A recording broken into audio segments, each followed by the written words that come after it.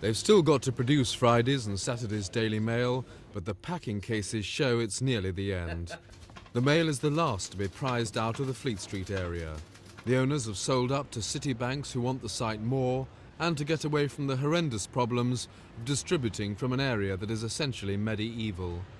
I think Fleet Street will live on as a synonym.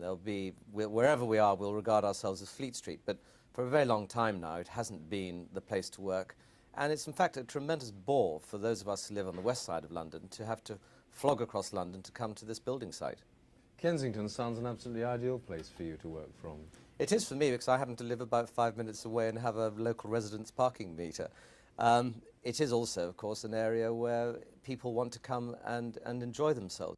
There were approximately 16 public houses, and no one seemed to go home. I think the divorce rate in those days was much larger because men didn't go home. They stayed in Fleet Street.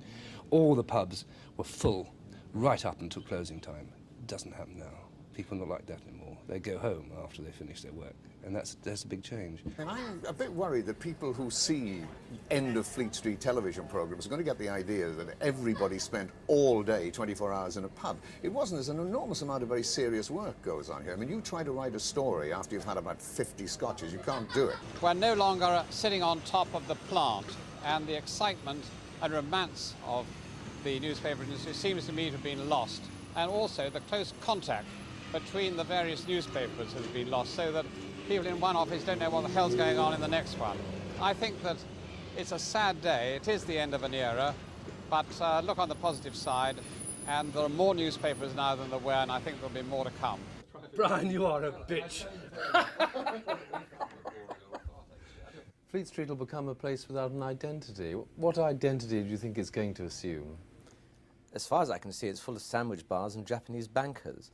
And I imagine there'll be less sandwich bars and more Japanese bankers. Moving to Kensington, what sort of difference will it make? Well, it'll be much more clinical. You know, there was a great fear when we all became computerized here that this would actually destroy the caliber of the writing. I mean, this is rather, you know, you have no noise when you smash the old typewriter, and it gives you a bit of a thrill. There's nothing that... I think most people have mastered this quite easily.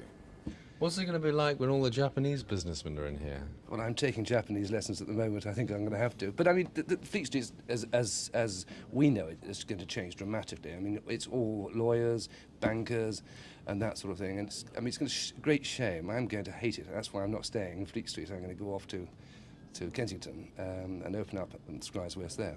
So it's time for last orders. This is Simon Neve in Fleet Street for Thames News.